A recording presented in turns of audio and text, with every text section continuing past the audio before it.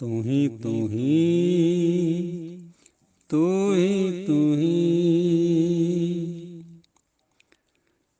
तू ही दरिया तू ही करिया तुझे ते निस्तार। तू ही सुआमी अंतरजामी तू ही बसें साध कै संगा।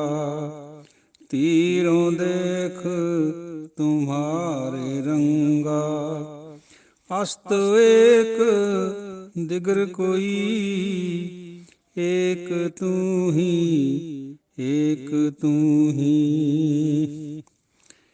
दरियाओ तू देहंद तू बिसियार तू तनी। देह ले एक तू दिगर को नहीं। अब तब जब कब तू ही तू ही तू ही तू ही। हम तो प्रसाद सुखी सद ही तू ही तू ही। जिमी तू ही जमा तू ही मकी तू ही मकां तू ही। रस न जपती तू ही तू ही तू ही तू ही तू ही तू ही तू ही तू ही तू ही तू ही तू ही तू ही तू ही तू ही। सतनाम श्री वाहिगुरु साहिब जीओ। सतनाम श्री वाहिगुरु साहिब जीओ। भगतां की चाल निराली चाला निराली भगतां केरी बिखम मार्ग चलना।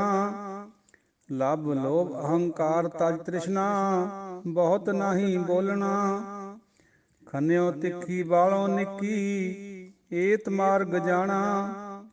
ਗੁਰ ਪ੍ਰਸਾਦੀ ਜਿਨੀ ਆਪ ਤਜਿਆ ਹਰ ਵਾਸਨਾ ਸਮਾਣੀ। ਕਹੈ ਨਾਨਕ ਚਾਲ ਭਗਤਾਂ ਜੁਗੋ ਜੁਗ ਨਿਰਾਲੀ। ਜਿਉ ਤੂੰ ਚਲਾਏ ਹੈ ਤਿਵ ਚੱਲੈ ਸੁਆਮੀ ਹੋਰ ਕਿਆ ਜਾਣਾ ਗੁਣ ਤੇਰੇ। ਜਿਵ ਤੂੰ ਚਲਾਏ ਹੈ ਤਿਵੇਂ ਚੱਲੈ ਜਿਨਾ ਮਾਰਗ ਪਾਵਹਿ। ਕਰ ਕਿਰਪਾ ਜਿਨ ਨਾਮ ਲਾਏ ਹੈ ਸੇ ਹਰ ਹਰ ਸਦਾ ਧਿਆਵਹਿ। ਜਿਸਨੋ ਕਥਾ ਸੁਣਾਏ ਹੈ ਆਪਣੀ ਸੇ ਗੁਰਦੁਆਰੇ ਸੁਖ ਪਾਵਹਿ। ਕਹੈ ਨਾਨਕ ਸੱਚੇ ਸਾਹਿਬ ਜਿਉ ਭਾਵੈ ਤਿਵੈ ਚਲਾਵਹਿ। ਜਿਸਨੋ ਕਥਾ ਸੁਣਾਏ ਹੈ ਆਪਣੀ ਸੇ ਗੁਰਦੁਆਰੇ ਸੁਖ ਪਾਵਹਿ। ਕਹੈ ਨਾਨਕ ਸੱਚੇ ਸਾਹਿਬ ਜਿਉ ਭਾਵੈ ਤਿਵੈ ਚਲਾਵਹਿ। ਪਾਵਨ ਸਤਿਗੁਰਾਂ ਦੇ ਪਾਵਨ ਚਰਨਾਂ 'ਚ ਸਜੀ ਹੋਈ ਪਿਆਰੀ ਸਾਧ ਸੰਗਤ ਜੀਓ, ਗੁਰੂ ਖਾਲਸਾ ਜੀਓ ਅਤੇ ਗੁਰਬਾਣੀ ਵਿਚਾਰ ਦੇ ਪਤਵੰਤੇ ਸਤਵੰਤੇ ਗੁਰਮੁਖ ਜਨੋ। ਆਪਣੀ ਤੁੱਛ ਬੁੱਧੀ ਹਕੀਰ ਬੁੱਧੀ ਦੁਆਰਾ ਆਪ ਜੀ ਦੇ ਚਰਨਾਂ ਦੇ ਵਿੱਚ ਅਗਲੀ ਵਿਚਾਰ ਆਨੰਦ ਸਾਹਿਬ ਵਿੱਚੋਂ ਹਾਜ਼ਰ ਹੈ। ਧੰਨ ਧੰਨ ਗੁਰੂ ਮਹਾਰਾਜ ਗੁਰੂ ਅਮਰਦਾਸ ਜੀ ਸਾਨੂੰ ਅੱਗੇ ਸਮਝਾਉਣਾ ਕਰਦੇ ਹੈ ਵੀ ਜੋ ਵੀ ਭਗਤ ਹੈ ਉਹਦੀ ਚਾਲ ਨਿਰਾਲੀ ਹੁੰਦੀ ਹੈ। ਭਗਤ ਕੌਣ ਹੈ ਇਹਦੇ ਬਾਰੇ ਵੀ ਥੋੜ੍ਹੇ ਜਿਹੇ ਵਿਚਾਰ। ਭਗਤ ਬਹੁਤ ਕਿਸਮ ਦੇ ਦੁਨੀਆ 'ਚ ਸਾਧ ਸੰਗਤ ਜੀ। ਉਹ ਦੇਵੀ ਦੇਵਤਿਆਂ ਦੇ ਵੀ ਭਗਤ ਹੁੰਦੇ, ਤ੍ਰੈਗੁਣੀ ਭਗਤ ਹੁੰਦੇ ਔਰ ਟਰਾਂਸੈਂਡੈਂਟਲ ਭਗਤੀ ਦੇ ਵੀ ਭਗਤ ਹੈ, ਸਬਜੈਕਟਿਵ ਭਗਤੀ ਦੇ ਭਗਤ। ਉਹਨਾਂ ਦੀ ਉਹ ਮਾਨਤਾ ਹੈ ਗੁਰਬਾਣੀ 'ਚ। ਸਰਗੁਣ ਦੇ ਉਪਾਸਕਾਂ ਦੀ ਭਗਤੀ ਨਹੀਂ ਹੈ, ਨਿਰਗੁਣ ਦੇ ਉਪਾਸਕਾਂ ਦੀ ਭਗਤੀ ਹੈ। ਸਾਧ ਸੰਗਤ ਜੀਓ, ਇਹ ਜਿਹੜੀ ਦੇਵੀ ਦੇਵਤਿਆਂ ਦੀ ਭਗਤੀ ਹੈ, ਮੁਬਾਰਕ ਹੈ ਜਿਹੜੇ ਬੰਦੇ ਕਰਦੇ ਆ ਉਹਨਾਂ ਨੂੰ, ਸਤਿਕਾਰ ਹੈ ਉਹਨਾਂ ਦਾ। ਪਰ ਗੁਰੂ ਮਹਾਰਾਜ ਨੇ ਜਿਹੜੀ ਭਗਤੀ ਸਾਨੂੰ ਦੱਸੀ ਹੈ ਉਹ ਕੇਵਲ ਔਰ ਕੇਵਲ ਇੱਕ ਨਿਰੰਕਾਰ ਦੀ, ਇੱਕ ਵਾਹਿਗੁਰੂ ਦੀ ਹੈ। ਬਾਕੀ ਕ੍ਰੀਏਸ਼ਨ ਦੀ ਭਗਤੀ, ਜਿਹਨੂੰ ਆਪਾਂ ਸੈਮੀ ਗੋਡਸ ਜਾਂ ਡੈਮੀ ਗੋਡਸ ਵੀ ਕਹਿ ਦਿੰਦੇ ਹਾਂ, ਉਹ ਗੁਰਮਤਿ ਵਿੱਚ ਪ੍ਰਵਾਨ ਨਹੀਂ ਹੈ। 33 ਕਰੋੜ ਦੇਵਤਾ ਸਾਡੇ ਹਿੰਦੂ ਭਰਾ ਮੰਨਦੇ ਹੈ, ਉਹਨਾਂ ਦੀ ਪੂਜਾ ਕਰਦੇ ਹਾਂ, ਉਹਨਾਂ ਨੂੰ ਉਹ ਮੁਬਾਰਕ। ਪਰ ਸਾਡੇ ਵਾਸਤੇ ਕੇਵਲ ਔਰ ਕੇਵਲ ਵਾਹਿਗੁਰੂ, ਪਰਮਾਤਮਾ ਦੀ, ਗੁਰੂ ਦੀ ਭਗਤੀ। ਗੁਰੂ ਤੋਂ ਬਿਨਾਂ ਅਗਰ ਕੋਈ ਭਗਤੀ ਕਰਦਾ ਹੈ, ਉਹ ਪ੍ਰਵਾਨ ਨਹੀਂ ਹੈ। ਮਨਮੁਖ ਭਗਤ ਕਰੈ ਬਿਨ ਸਤਿਗੁਰ, ਬਿਨ ਸਤਿਗੁਰ ਭਗਤ ਨਾ ਹੋਈ ਰਾਮ। ਕਿਉਂਕਿ ਗੁਰੂ ਨੂੰ ਪਤਾ ਹੈ ਵੀ ਹਉਮੈ ਕਿਵੇਂ ਤੋੜਨੀ ਹੈ ਕਿਸੇ ਬੰਦੇ ਦੀ। ਹਉਮੈ ਟੁੱਟੇ ਬਿਨਾਂ ਭਗਤੀ ਹੋ ਹੀ ਨਹੀਂ ਸਕਦੀ। ਆਪਾ ਸਮਰਪਣ ਦੀ ਭਗਤੀ ਹੈ। ਜਿੰਨਾ ਚਿਰ ਹਉਮੈ ਨਹੀਂ ਟੁੱਟਦੀ ਬੰਦੇ ਦੀ, ਉਹ ਭਗਤੀ ਪ੍ਰਵਾਨ ਨਹੀਂ ਹੈ।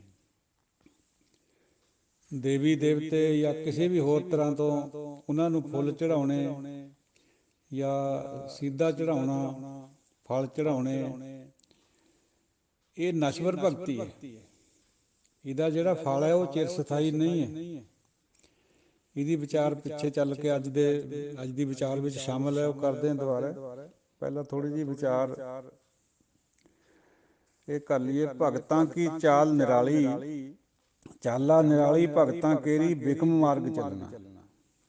ਇਹ ਚਾਲਾਂ ਨਹੀਂ ਕਹਿਣਾ ਸਾਧ ਸੰਗਤ ਜੋ, ਇਹਨੂੰ ਚਾਲਾ ਹੈ। ਲੱਗਦਾ ਕਰਨਾ ਇਸ ਤਰ੍ਹਾਂ ਇੱਕ ਵਚਨ ਨਾਲ ਗੁਰਬਾਣੀ 'ਚ ਕਿਤੇ ਕਿਤੇ। ਚਾਲਾ ਨਿਰਾਲੀ ਭਗਤਾਂ ਕੇਰੀ, ਭਗਤਾਂ ਦੀ ਚਾਲ ਬਿਲਕੁਲ ਨਿਰਾਲੀ ਹੁੰਦੀ ਹੈ, ਨਵੇਕਲੀ ਹੁੰਦੀ ਹੈ ਦੁਨੀਆ ਤੋਂ। ਬੜਾ ਬਿਖਮ ਮਾਰਗ ਹੈ, ਸੌਖਾ ਨਹੀਂ ਹੈ। ਕਬੀਰ ਜੀ ਇਸੀ ਕਰਕੇ ਫਰਮਾਉਂਦੇ ਵੀ ਜਿਤ ਮਾਰਗ ਪੰਡਿਤ ਗਏ, ਪਾਛੈ ਪੜੀ ਬਹੀਰ।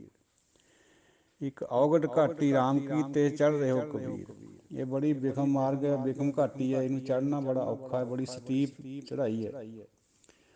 ਬਾਕੀ ਭਗਤੀਆਂ ਸੌਖੀਆਂ ਹੈ।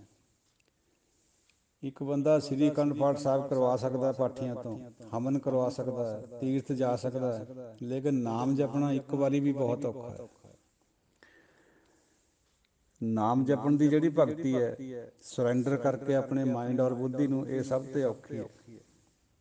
ਬਿਖਮ ਮਾਰਗ ਇਸੀ ਕਰਕੇ ਕਿਹਾ ਗਿਆ ਹੈ। ਲੱਭ ਲੋਭ ਅਹੰਕਾਰ ਤਜ ਤ੍ਰਿਸ਼ਨਾ ਬਹੁਤ ਨਾਹੀ ਬੋਲਣਾ। ਲੋਭ ਲੱਭ ਅਹੰਕਾਰ ਤ੍ਰਿਸ਼ਨਾ, ਇਹ ਛੱਡ ਕੇ ਬਹੁਤਾ ਨਾ ਬੋਲਣਾ, ਸਹਿਜ ਵਿੱਚ ਬੋਲਣਾ। ਕਿਉਂਕਿ ਬੋਲੇ ਬਿਨਾਂ ਵਿਚਾਰ ਵੀ ਨਹੀਂ ਹੁੰਦੀ, ਪਰ ਬਹੁਤਾ ਬੋਲਣਾ ਵੀ ਚੰਗਾ ਨਹੀਂ, ਬਹੁਤੀ ਚੁੱਪ ਵੀ ਚੰਗੀ ਨਹੀਂ। ਸਹਿਜ ਦਾ ਮਾਰਗ ਹੈ, ਇਨ ਬਿਟਵੀਨ ਮਾਰਗ ਹੈ। ਸੰਤ ਮਿਲੈ ਕਛ ਸੁਣੀਐ ਕਹੀਐ, ਮਿਲੈ ਅਸੰਤ ਮਸਟ ਕਰ ਰਹੀ ਹੈ। ਜੇ ਅਸੰਤ ਮਿਲ ਜੇ ਚੁੱਪ ਕਰ ਜਾਓ, ਉਹਦੇ ਨਾਲ ਬੋਲ ਕੇ ਕੋਈ ਲਾਭ ਨਹੀਂ ਹੋਣਾ। ਜੇ ਕੋਈ ਜਗਿਆਸੂ ਹੈ, ਚਾਹੁੰਦਾ ਹੈ ਕੁਛ ਪ੍ਰਾਪਤੀ ਕਰਨੀ, ਉੱਥੇ ਬੋਲਣਾ ਚੰਗਾ ਹੈ। ਸੰਤਾਂ ਨਾਲ ਬਾਤਚੀਤ ਕਰਨੀ ਚੰਗੀ ਹੈ, ਕੁਛ ਨਾ ਕੁਛ ਪ੍ਰਾਪਤ ਹੋ ਜਾਂਦਾ। ਖੰਨਿਓ ਤਿੱਖੀ ਵਾਲੋਂ ਨਿੱਕੀ ਏਤ ਮਾਰਗ ਜਾਣਾ। ਇਹ ਜਿਹੜਾ ਰਸਤਾ ਹੈ, ਖੰਡੇ ਨਾਲੋਂ ਵੀ ਤਿੱਖਾ ਹੈ, ਬਾਲ ਨਾਲੋਂ ਵੀ ਨਿੱਕਾ ਹੈ। ਖੰਡੇ ਤੋਂ, ਖੰਡੇ ਦੀ ਧਾਰ ਤੋਂ ਤਿੱਖਾ, ਇਹਦੇ ਉੱਪਰ ਕੀੜੀ ਵੀ ਨਹੀਂ ਚੱਲ ਸਕਦੀ। ਇਹ ਮਾਰਗ ਹੈ ਭਗਤੀ ਦਾ, ਜਿਹੜਾ ਗੁਰਮਤ ਦਾ ਮਾਰਗ ਹੈ। ਗੁਰ ਪ੍ਰਸਾਦੀ ਜਿਨੀ ਆਪ ਤਜਿਆ, ਹਰ ਵਾਸਨਾ ਸਮਾਣੀ। ਗੁਰੂ ਦੀ ਕਿਰਪਾ ਦੇ ਨਾਲ ਜਿਨ੍ਹਾਂ ਨੇ ਆਪਣਾ ਆਪਾ ਛੱਡ ਦਿੱਤਾ, ਆਪ ਨਾਊਨ ਦੇ ਤੌਰ 'ਤੇ ਆਇਆ ਉਰੇ, ਆਪਣੇ ਆਪੇ ਨੂੰ, ਅਭਿਮਾਨ ਨੂੰ, ਈਗੋ ਨੂੰ ਕਹਿੰਦੇ ਹਾਂ। ਔਰ ਜਿਹਨੇ ਇਹ ਛੱਡ ਦਿੱਤੀ ਈਗੋ, ਪਰਮਾਤਮਾ ਦੀ ਵਾਸਨਾ ਦੇ ਵਿੱਚ ਸਮਾ ਗਿਆ। ਪਰਮਾਤਮਾ ਨੂੰ ਹਰ ਵਕਤ ਉਸੇ ਦੀ ਖੁਸ਼ਬੂ ਲਵੇ, ਉਸੇ ਨੂੰ ਸਭ ਦੇ ਵਿੱਚ ਵਰਤਦਾ ਦੇਖੇ, ਇਹਨੂੰ ਕਹਿੰਦੇ ਹਰ ਵਾਸਨਾ ਸਮਾਣੀ। ਕਹੈ ਨਾਨਕ ਚਾਲ ਭਗਤਾਂ ਜੁਗੋ ਜੁਗ ਨਿਰਾਲੀ। ਸਦੀਆਂ ਤੋਂ, ਯੁੱਗਾਂ ਤੋਂ ਭਗਤਾਂ ਦੀ ਚਾਲ ਨਿਰਾਲੀ ਰਹੀ ਹੈ।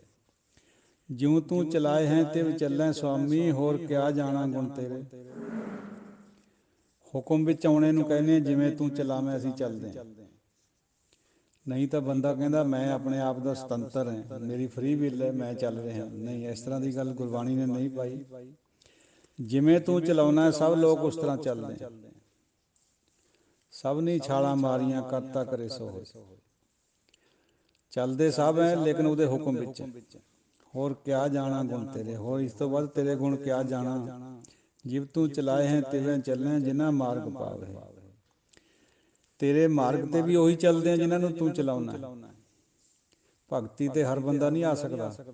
ਇਹ ਜਿਹੜਾ ਭਗਤੀ ਦਾ ਮਾਰਗ ਵਿਖਮ ਮਾਰਗ ਹੈ, ਨਾਮ ਜਪਣ ਵਾਲਾ, ਸਰੈਂਡਰ ਆਫ ਮਾਈਂਡ ਐਂਡ ਬੁੱਧੀ ਵਾਲਾ, ਇਹਦੇ ਉੱਤੇ ਹਰ ਬੰਦਾ ਨਹੀਂ ਚੱਲ ਸਕਦਾ। ਤੇਰੇ ਹੁਕਮ ਵਿੱਚ ਹੀ ਕੋਈ ਇੱਧਰ ਆ ਸਕਦਾ।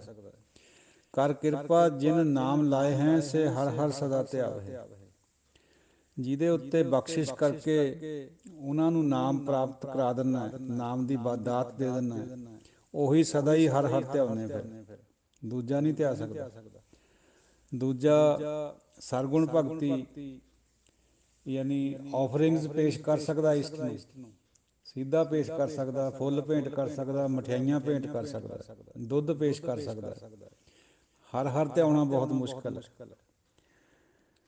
ਜਿੰਨਾ ਚਿਰ ਹਰੀ ਨੂੰ ਧਿਆਉਂਦਾ ਨਹੀਂ, ਆਖਣ ਔਖਾ ਸਾਚਾ ਨੋ। ਇਹ ਹੈ ਬੜਾ ਔਖਾ, ਲੇਕਿਨ ਇਹਦੇ ਕਰੇ ਤੋਂ ਬਿਨਾਂ ਪਰਮਾਤਮਾ ਦੀ ਪ੍ਰਾਪਤੀ ਵੀ ਨਹੀਂ ਹੁੰਦੀ ਹੈ। ਜਿਸਨੂੰ ਕਥਾ ਸੁਣਾਏ ਹੈ ਆਪਣੀ ਸੇ ਗੁਰਦੁਆਰੇ ਸੁਖ ਪਾਵੇ। ਜਿਹਨੂੰ ਤੂੰ ਆਪਣੀ ਕਥਾ ਸੁਣਾ ਦਿੰਦਾ ਉਹ ਗੁਰੂ ਦੇ ਰਸਤੇ ਦੇ ਉੱਤੇ ਆ ਕੇ, ਗੁਰੂ ਦੁਆਰੇ ਹੋ ਕੇ ਸੁੱਖ ਪਾਉਂਦੇ। ਹੁਣ ਕਥਾ ਤਾਂ ਸਾਧ ਸੰਗਤ ਜੀ ਆਪਾਂ ਸਭੇ ਸੁਣਦੇ ਹਾਂ, ਵੈਸੇ ਲੱਖਾਂ ਦੀ ਗਿਣਤੀ 'ਚ ਵੀ ਸੁਣਦੇ ਹਾਂ, ਪਰ ਅਸਲ ਵਿੱਚ ਇਹ ਗੱਲ ਆਖਰੀ ਅਰਥ ਇੱਕ ਨਹੀਂ ਹੈ। ਜਿਹਨੂੰ ਤੂੰ ਆਪਣੀ ਕਥਾ ਇੱਕ ਵਾਰ ਸੁਣਾ ਦੇਵੇਂ ਅੰਦਰ ਤੋਂ ਮੈਂ ਤੋੜ ਕੇ, ਉਹਨਾਂ ਦੀ ਬਾਤ ਹੋ ਰਹੀ ਹੈ। ਉਹ ਬਹੁਤ ਵਿਰਲੇ ਹੁੰਦੇ। ਕੋਟ ਮਦੇ ਕੋ ਜਨ ਅਪਾਰ, ਕੋਟ ਮੈਂ ਨਾਨਕ ਕਉ ਨਾਰਾਇਣ ਜੀ ਚੀਤ। ਕੋਈ ਵਿਰਲਾ ਹੀ ਸੁਣਦਾ ਹੈ। ਵਿਰਲਾ ਸਿੱਖ ਸੁਣੇ ਗੁਰ ਪੀਰੈ। ਗੁਰੂ ਪੀਰ ਨੂੰ ਸੁਣਨ ਵਾਲੇ ਤਾਂ ਲੱਖਾਂ ਹੀ ਹੈ, ਪਰ ਸੁਣਦਾ ਅਸਲ 'ਚ ਕੋਈ ਇੱਕ ਅੱਧਾ ਹੀ ਹੁੰਦਾ। ਕਹੈ ਨਾਨਕ ਸੱਚੇ ਸਾਹਿਬ ਜਿਉ ਭਾਵੈ ਤਿਵੈ ਚਲਾਵੇ। ਪਾਤਸ਼ਾਹ ਫਰਮਾਉਂਦੇ ਹੇ ਸੱਚੇ ਸਾਹਿਬਾ, ਜਿਸ ਤਰ੍ਹਾਂ ਤੈਨੂੰ ਭਾਉਂਦਾ ਹੈ, ਜਿਸ ਤਰ੍ਹਾਂ ਤੂੰ ਚਾਹੁੰਦਾ ਹੈ, ਤੇਰੀ ਵਿਲ ਹੈ, ਤੇਰਾ ਭਾਣਾ ਹੈ, ਉਸ ਤਰ੍ਹਾਂ ਅਸੀਂ ਚੱਲਦੇ ਹਾਂ। ਜੀਵ ਦੇ ਹੱਥ ਵੱਸ ਕੁਛ ਨਹੀਂ ਹੈ। ਇਹ ਠੀਕ ਹੈ, ਸਾਨੂੰ ਦਿਮਾਗ ਦਿੱਤਾ ਹੈ ਮਨੁੱਖ ਨੂੰ। ਬਾਕੀ ਜਿੰਨੀਆਂ ਵੀ ਜੂਨਾਂ ਉਹਨਾਂ ਸਾਰੀਆਂ ਨਾਲੋਂ ਮਨੁੱਖ ਇਸੇ ਕਰਕੇ ਸ੍ਰੇਸ਼ਟ ਹੈ ਵੀ ਇਹਦੇ ਕੋਲ ਦਿਮਾਗ ਹੈ, ਸੋਚਣ ਸ਼ਕਤੀ ਹੈ। ਪਰ ਹੋ ਜੋ ਕੁਛ ਹੋ ਰਿਹਾ ਉਹ ਤੇਰੇ ਹੁਕਮ ਵਿੱਚ ਹੋ ਰਿਹਾ। ਭਾਣਾ ਬੇਸ਼ੱਕ ਅਸੀਂ ਆਪਣਾ ਕਰ ਲਈਏ, ਪਰ ਹੁਕਮ ਤੇਰਾ ਹੀ ਹੁੰਦਾ।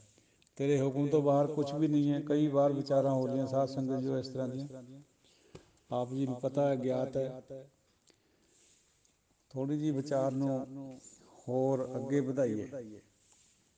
ਇਹ ਜਿਹੜਾ ਭਗਤੀ ਦਾ ਮਾਰਗ ਹੈ, ਇਹ ਗੁਰਮਤਿ ਅਨੁਸਾਰ ਕਿਹੋ ਜਿਹਾ, ਕਿਸ ਤਰ੍ਹਾਂ ਦਾ ਹੈ, ਇਹਦੀ ਵਿਚਾਰ ਥੋੜ੍ਹੀ ਜਿਹੀ ਡਿਟੇਲ ਵਿੱਚ ਕਰੀਏ। ਮੁੰਡਕਾ ਉਪਨਿਸ਼ਦ ਵਿੱਚ ਇਹ ਜ਼ਿਕਰ ਆਉਂਦਾ ਹੈ ਔਰ ਗੁਰਬਾਣੀ ਨਾਲ ਮੇਲ ਖਾਂਦੀ ਹੈ ਬਾਤ ਬਿਲਕੁਲ। ਇਸੇ ਕਰਕੇ ਵੇਦਾਂ ਮੈਂ ਨਾਮ ਉੱਤਮ ਬਾਤ ਆਈ ਹੋਈ ਹੈ।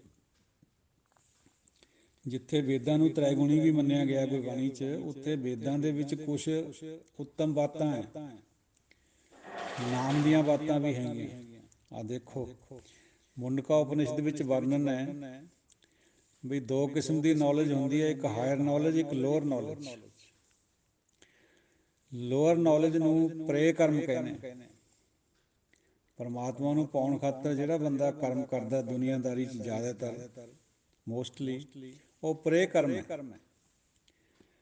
ਅਤੇ ਜਿਹੜੇ ਭਗਤ ਹੈ ਚੌਥੇ ਗੁਣ ਵਾਲੇ, ਉਹ ਸ਼੍ਰੇ ਕਰਮ ਕਰਦੇ। ਫਰਕ ਕਿਆ ਹੈ ਦੋਨਾਂ ਦੇ ਵਿੱਚ? ਦੇਖੋ, ਪ੍ਰੇ ਕਰਮ ਕਰਨੇ ਬੜੇ ਸੌਖੇ ਹੈ, ਖਰਚੀਲੇ ਹੈ, ਬਹੁਤ ਖਰਚਾ ਵੀ ਹੁੰਦਾ ਇਹਨਾਂ ਪਰ, ਔਰ ਇਹਨਾਂ ਦਾ ਜਿਹੜਾ ਫਲ ਹੈ ਉਹ ਨਸ਼ਵਰ ਹੈ। ਜਿਵੇਂ ਇੱਕ ਬੰਦਾ ਆਪਣੇ ਇਸ਼ਟ ਨੂੰ ਬਹੁਤ ਕੁਝ ਚੜ੍ਹਾ ਸਕਦਾ, ਲੱਖਾਂ ਰੁਪਈਆ ਦਾਨ ਵੀ ਕਰ ਸਕਦਾ ਉਹਦੇ ਨਾਂ ਦੇ ਉੱਤੇ, ਪਰ ਇਹ ਸਾਰੇ ਹੀ ਪ੍ਰੇ ਕਰਮ ਹੈ। ਇਹਨਾਂ ਦਾ ਫਲ ਦੇਰ ਪਾ ਨਹੀਂ ਹੁੰਦਾ, ਟਿਕਾਊ ਨਹੀਂ ਹੁੰਦਾ, ਨਸ਼ਵਰ ਹੁੰਦਾ। ਔਰ ਗੁਰਮਤਿ ਦਾ ਇਹ ਮਾਰਗ ਨਹੀਂ ਹੈ। ਗੁਰਮਤਿ ਦੇ ਮਾਰਗ ਦਾ ਇੱਕ ਹਿੱਸਾ ਜ਼ਰੂਰ ਹੈ ਸੰਗਤ ਦੀ ਸੇਵਾ ਖਾਤਰ, ਜੋ ਆਪਾਂ ਦਿੰਦੇ ਹਾਂ, ਚੜ੍ਹਾਉਂਦੇ ਹਾਂ ਸਿੱਧਾ ਵਗੈਰਾ ਜਾਂ ਪੈਸੇ ਵਗੈਰਾ, ਉਹ ਠੀਕ ਬਾਤ ਹੈ, ਲੇਕਿਨ ਸਭ ਕੁਛ ਨਹੀਂ ਹੈ ਇਹ। ਇਹ ਲੋਅਰ ਨੌਲੇਜ ਹੈ। ਜਿਹੜੀ ਹਾਇਰ ਨੌਲੇਜ ਹੈ, ਜਿਹਦੇ ਵਿੱਚ ਨਾਮ ਜਪਣਾ, ਸੰਗਤ ਦੀ ਸੇਵਾ ਕਰਨੀ ਮੈਂ ਰਹਿਤ ਹੋ ਕੇ, ਇਹ ਸ਼੍ਰੇਅ ਕਰਮ। ਸ਼੍ਰੇਅ ਕਰਮ ਹੈ ਜਿਹੜੇ ਇਹ ਕਰਨੇ ਬੜੇ ਔਖੇ, ਬਿਖਮ ਮਾਰਗ ਹੈ, ਲੇਕਿਨ ਸਸਤੇ ਬਹੁਤ ਹੈ। ਕੋਈ ਪੈਸਾ ਨਹੀਂ ਲੱਗਦਾ। ਸਤਨਾਮ ਵਾਹਿਗੁਰੂ ਕਹਿਣ ਪਰ ਕੋਈ ਪੈਸਾ ਨਹੀਂ ਲੱਗਦਾ। ਸਸਤ ਬਖਰ ਤੂੰ ਘਿਨੈ ਨਾਹੀ, ਪਾਪੀ ਬਾਂਧਾ ਰਿਨਾਇਆ, ਵਚਨ ਹੈ। ਸਸਤਾ ਸੌਦਾ ਬੰਦਿਆ ਤੂੰ ਕਰਦਾ ਨਹੀਂ, ਉਹ ਪਾਪੀਆ ਮਨਾ, ਤੂੰ ਹੋਰ ਸਗੋਂ ਰਿਣ ਵਿੱਚ ਬੰਨਿਆ ਜਾ ਰਿਹਾ, ਹੋਰ ਕਰਜ਼ਾ ਆਪਣੇ ਉੱਪਰ ਚੁੱਕੀ ਜਾ ਰਿਹਾ। ਜਿਹੜੇ ਬਾਕੀ ਦੇ ਕਰਮ ਕਰਦਾ, ਜਿਹੜਾ ਸਸਤਾ ਕਰਮ ਸੌਖਾ ਕਰਮ ਹੈ ਉਹ ਤੂੰ ਕਰਦਾ ਨਹੀਂ, ਸਰਲ ਕਰਮ ਤੂੰ ਕਰਦਾ ਨਹੀਂ, ਔਖੇ ਔਖੇ ਕਰੀ ਜਾਂਦਾ। ਆਪਣੀ ਬੜੀ ਬੜੀ ਕਰਨ ਖਾਤਰ ਤੂੰ ਧਰਮ ਦੇ ਜਿਹੜੇ ਬਾਹਰਲੇ ਕਰਮ ਹੈ ਉਹ ਕਰ ਸਕਦਾ, ਤੀਰਥ ਪਰ ਜਾ ਸਕਦਾ, 20-50 ਹਜ਼ਾਰ ਰੁਪਈਆ ਵੀ ਲਾ ਸਕਦਾ ਜਾਣੇ ਆਉਣੇ ਪਰ। ਪਾਠ ਵੀ ਕਰਾ ਸਕਦਾ, ਲੋਕਾਂ ਤੋਂ ਕਰਵਾ ਸਕਦਾ, ਪਾਠੀਆਂ ਤੋਂ ਹਵਨ ਵੀ ਕਰਾ ਸਕਦਾ, ਪਰ ਤੂੰ ਨਾਮ ਨਹੀਂ ਜਪਦਾ ਹੈ। ਨਾਮ ਜਪਣਾ ਜਿਹੜਾ ਹੈ ਉਹ ਸ਼੍ਰੇਅ ਕਰਮ ਹੈ। ਸੇਵਾ ਤੂੰ ਸੰਗਤ ਦੀ ਹਉਮੈ 'ਚ ਤਾਂ ਕਰ ਸਕਦਾ ਬੰਦੇ ਮਨਾ, ਪਰ ਜਿਹੜੀ ਸੇਵਾ ਪ੍ਰਵਾਨ ਹੈ ਉਹ ਨਹੀਂ ਕਰਦਾ। ਵਿੱਚ ਹਉਮੈ ਸੇਵਾ ਥਾਏ ਨਾ ਪਾਏ, ਜਨਮ ਮਰੈ ਫਿਰ ਆਵੈ ਜਾਏ। ਹਉਮੈ ਰਹਿਤ ਹੋ ਕੇ ਸੇਵਾ ਨਹੀਂ ਕਰਦਾ, ਉਹੀ ਪ੍ਰਵਾਨ ਹੈ, ਉਹੀ ਸ਼੍ਰੇਅ ਕਰਮ। ਸੇਵਾ ਜੇ ਕਰਦਾ ਵੀ ਹੈ ਤਾਂ ਤੂੰ ਕਿਸੇ ਆਸ਼ਾ ਨੂੰ ਲੈ ਕੇ ਕਰਦਾ, ਵੀ ਮੈਨੂੰ ਸ਼ਾਇਦ ਚੇਅਰਮੈਨੀ ਮਿਲ ਜਾਏ ਕੱਲ੍ਹ ਨੂੰ, ਲੋਕ ਮੈਨੂੰ ਚੰਗਾ ਕਹੇ। ਇਹ ਭਾਵਨਾ ਜਿਹੜੀ ਹੈ ਗੁਰਮਤਿ ਦੇ ਉਲਟ ਹੈ। ਸੇਵਾ ਕਰਨੀ ਹੀ ਇਸ ਕਰਕੇ ਵੀ ਮੈਂ ਟੁੱਟ ਜਾਏ, ਬੰਦੇ ਦੀ ਮੈਲ ਹੈ ਜਿਹੜੀ ਲੱਗੀ ਹੋਈ ਜੰਗਾਲ ਮਨ ਨੂੰ, ਉਹ ਟੁੱਟ ਜਾਏ, ਉਹ ਖਤਮ ਹੋ ਜਾਏ। ਸੋ ਜਿਹੜੇ ਇਹ ਹਾਇਰ ਨੌਲੇਜ ਦੇ ਕਰਮ ਹੈ, ਨਾਮ ਜਪਣਾ, ਸੰਗਤ ਦੀ ਸੇਵਾ ਕਰਨੀ, ਇਹ ਕਰਨੇ ਔਖੇ ਬਹੁਤ ਹੈ, ਲੇਕਿਨ ਹੈ ਬੜੇ ਸਰਲ। ਕੋਈ ਖਰਚ ਨਹੀਂ ਹੁੰਦਾ ਇਹਨਾਂ ਦੇ ਉੱਤੇ। ਨਾਮ ਜਪਣ 'ਚ ਕੋਈ ਪੈਸਾ ਨਹੀਂ ਲੱਗਦਾ, ਜਦ ਕਿ ਬਾਕੀ ਦੇ ਕਰਮ ਕਰਨੇ ਪਰ ਪੈਸਾ ਲੱਗਦਾ।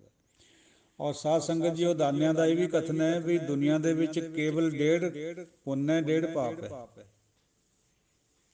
ਹੁਣ ਆਪ ਜੀ ਕਹੋਗੇ ਵੀ ਬੱਲੇ ਇਹ ਕੀ ਗੱਲ ਹੋਈ ਵੀ ਦੁਨੀਆ ਵਿੱਚ ਤਾਂ ਬਹੁਤ ਪਾਪ ਹੈ, ਬਹੁਤ ਪੁੰਨ ਹੈ, ਕਿਉਂਕਿ ਪੰਡਿਤ ਨੇ ਵਿਧਾਨੇ ਹੋਏ ਹੈ। ਗੁਰਮਤਿ ਦਾ ਮਾਰਗ ਐਸਾ ਨਹੀਂ ਹੈ। ਗੁਰਮਤਿ ਦੇ ਮਾਰਗ ਵਿੱਚ ਨਾਮ ਜਪਣਾ ਹੀ ਇੱਕ ਪੁੰਨ ਹੈ, ਸਭ ਤੋਂ ਵੱਡਾ ਪੁੰਨ ਹੈ। ਬਾਕੀ ਜਿੰਨੇ ਵੀ ਪੁੰਨ ਬੰਦਾ ਕਰਦਾ ਉਹ ਸਾਰੇ ਅੱਧੇ ਨੰਬਰ ਦੇ ਹੱਕਦਾਰ ਹੈ। ਜੇ ਏਕਾ ਨਹੀਂ ਲੱਗਿਆ ਨਾਮ ਜਪਣ ਵਾਲਾ ਤਾਂ ਫਿਰ ਸਾਰਾ ਕੁਛ ਹੇਚ ਰਹਿ ਜਾਂਦਾ। ਪੁੰਨ ਦਾਨ ਜਪ ਤਪ ਜੇਤੇ ਸਭ ਉੱਪਰ ਨਾਮ, ਨਾਨਕ ਕਹਿ ਕਰ ਕੇਵਲ ਨਾਮ। ਤੋ 1.5 ਪਾਪ ਕਿਹੜਾ ਹੋਇਆ? ਨਾਮ ਨਾ ਜਪਣਾ ਇੱਕ ਸਭ ਤੋਂ ਵੱਡਾ ਪਾਪ ਹੈ। ਬਾਕੀ ਜਿੰਨੇ ਵੀ ਪਾਪ ਬੰਦਾ ਕਰਦਾ ਹੈ ਹੱਥਾਂ ਪੈਰਾਂ ਦੇ ਨਾਲ, ਜਿਹਨੂੰ ਸਮਝਦਾ ਵੀ ਮੈਂ ਪਾਪ ਕਰ ਰਿਹਾ, ਹਾਲਾਂਕਿ ਪਾਪ ਮਨ ਦੇ ਤਲ ਤੇ ਹੁੰਦਾ ਹੈ। ਜਿਹੜਾ ਹੱਥਾਂ ਪੈਰਾਂ ਨਾਲ ਹੁੰਦਾ ਉਹ ਜੁਰਮ ਹੁੰਦਾ ਹੈ। ਜੁਰਮ ਦੀ ਸਜ਼ਾ ਇੱਥੇ ਮਿਲ ਜਾਂਦੀ ਹੈ। ਪਾਪ ਨੂੰ ਕੋਈ ਦੇਖ ਨਹੀਂ ਸਕਦਾ ਕਿਸੇ ਬੰਦੇ ਦੇ ਅੰਦਰ ਕਿਆ ਚੀਜ਼ ਹੈ, ਕਿਆ ਫੁਰਨਾ ਉੱਠ ਰਿਹਾ। ਸੋ ਸਭ ਤੋਂ ਵੱਡਾ ਪਾਪ ਨਾਮ ਨਾ ਜਪਣਾ ਹੈ। ਇੱਥੇ ਗੁਰਮਤਿ ਖੜੀ ਹੈ ਸਾਰੀ ਗੁਰਬਾਣੀ ਬੰਦੇ ਨੂੰ ਨਾਮ ਦੀ ਪਰਿਕਰਮਾ ਕਰਾਉਂਦੀ ਹੈ। ਉਹ ਨਾਮ ਜਪ ਹੋਣਾ ਮੈਂ ਟੁੱਟ ਕੇ, ਉਹ ਮਾਰਗ ਹੈ। ਤੋ ਸਾਧ ਸੰਗਤ ਜੀਓ, ਗੁਰਬਾਣੀ ਅਨੁਸਾਰ ਸਾਰੀ ਜਿਹੜੀ ਕ੍ਰੀਏਸ਼ਨ ਉਹਦੀ ਹੈਗੀ ਹੈ, ਜਿਹੜਾ ਉਹਨੇ ਜੋ ਕੁਛ ਵੀ ਸਾਜਿਆ ਹੋਇਆ ਉਹ ਮੈਲਾ ਹੈ। ਇੱਕ ਵਾਹਿਗੁਰੂ ਰਾਮ, ਇੱਕ ਗੁਰੂ ਜਾਂ ਸੰਗਤ ਗੁਰੂ ਕੀ, ਇਹਨਾਂ ਤੋਂ ਬਿਨਾਂ ਸਭ ਕੁਛ ਮੈਲਾ ਹੈ। ਸਾਰੀ ਸ੍ਰਿਸ਼ਟੀ ਦੇ ਜਿੰਨੇ ਵੀ ਗੋਡਸ ਹੈ ਸਭ ਮੈਲੇ। ਕੱਲ ਪਰਸੋਂ ਵੀ ਇਸ ਚੀਜ਼ ਦੀ ਵਿਆਖਿਆ ਆ ਲਈ। ਮੈਲ ਰਹਿਤ ਕੇਵਲ ਇੱਕ ਸਤਿਗੁਰੂ ਹੈ ਜਾਂ ਪਰਮਾਤਮਾ। ਕਹਿ ਕਬੀਰ ਤੇ ਜਨ ਪ੍ਰਵਾਨ, ਨਿਰਮਲ ਤੇਜੋ ਰਾਮੈ ਜਾ। ਜਿਨ੍ਹਾਂ ਨੇ ਰਾਮ ਨੂੰ ਜਾਣ ਲਿਆ, ਅੰਦਰ ਵਸਾ ਲਿਆ, ਨਾਮ ਪ੍ਰਗਟ ਹੋ ਗਿਆ, ਉਹੀ ਮੈਲ ਤੋਂ ਰਹਿਤ ਹੈ। ਬਾਕੀ ਸਭ ਸ੍ਰਿਸ਼ਟੀ ਮੈਲੀ ਹੈ। ਸੂਰਜ ਚੰਦ ਫੁੱਲ ਧੂਪ ਦੀਪ ਸਭ ਕੁਛ ਮੈਲਾ ਹੈ। ਹਰ ਬਿਨ ਸਭ ਕਿਛ ਮੈਲਾ ਸੰਤੋ ਕਿਆ ਹੋਂ ਪੂਛਣਾ। ਦੁੱਧ ਮੈਲਾ ਹੁੰਦਾ, ਬੱਚੇ ਨੇ ਜੂਠਾ ਕਰਿਆ ਵਾ ਹੁੰਦਾ, ਪਾਣੀ ਮੱਛੀਆਂ ਡੱਡੂਆਂ ਨੇ ਗੰਦਾ ਕਰਿਆ ਵਾ ਹੁੰਦਾ, ਧੂਪ ਦੇ ਵਿੱਚ ਚੰਦਨ ਪੈਂਦਾ, ਚੰਦਨ ਪਰ ਸੱਪਾਂ ਨੇ ਸਿਰੀਆਂ ਗੱਡੀਆਂ ਵੇ ਹੁੰਦੀਆਂ ਮੂੰਹ, ਬਿਖ ਅੰਮ੍ਰਿਤ ਬਸੈ ਇੱਕ ਸੰਗਾ, ਮੈਲਾ ਅਗਰ ਬੇਰੇ ਹੈ ਭੁਜੰਗਾ। ਉਹ ਚੰਦਨ ਪੈਂਦਾ ਧੂਪ ਵਿੱਚ, ਧੂਪ ਵੀ ਮੈਲੀ ਹੈ। ਜਿਹਨੂੰ ਅਸੀਂ ਸੁੱਚਾ ਸਮਝ ਕੇ ਚੜਾਉਂਦੇ ਹਾਂ ਆਪਣੇ ਇਸ਼ਟ ਨੂੰ, ਉਹ ਸਭ ਕੁਝ ਝੂਠਾ ਹੈ। ਰੱਬ ਦਾ ਨਾਂ ਸੁੱਚਾ ਹੈ, ਬਾਕੀ ਸਭ ਕੁਝ ਝੂਠਾ ਹੈ। ਹੁਣ ਬੰਦੇ ਨੂੰ ਸਮਝ ਕਿੱਥੋਂ ਆਵੇ ਇਸ ਗੱਲ ਦੀ? ਕਿਉਂਕਿ ਸਾਨੂੰ ਜਿਹੜੇ ਦੱਸਣ ਵਾਲੇ ਆ, ਖਾਸ ਕਰਕੇ ਪੰਡਿਤ ਨੂੰ ਬੰਦਾ ਫੋਲੋ ਕਰਦਾ ਸੀ ਪਹਿਲੇ ਜ਼ਮਾਨੇ 'ਚ, ਉਹਨੇ ਇਹ ਚੀਜ਼ਾਂ ਸਾਰੀਆਂ ਸਾਨੂੰ ਚਿੰਬੇੜ ਦਿੱਤੀਆਂ ਹਨ। ਗੁਰੂ ਦਾ ਮਾਰਗ ਬਿਲਕੁਲ ਅਲੱਗਾ, ਭਗਤਾਂ ਦਾ ਮਾਰਗ ਅਲੱਗਾ। ਤਾਂ ਹੀ ਭਗਤਾਂ ਦੀ ਚਾਲ ਵੱਖਰੀ ਹੈ ਸਾਰੇ ਸੰਸਾਰ ਨਾਲ। ਸਾਰੇ ਬਨਾਰਸ ਦੇ ਵਿੱਚ 3 ਮਹਾਂਪੁਰਸ਼ ਹੋਏ, ਲਗਭਗ ਸਮਕਾਲੀ ਜਿਹੇ ਸੀਗੇ, ਭਗਤ ਨਾਵਾਨੰਦ ਜੀ, ਬਾਬਾ ਰਵਿਦਾਸ ਜੀ ਔਰ ਬਾਬਾ ਕਬੀਰ ਜੀ।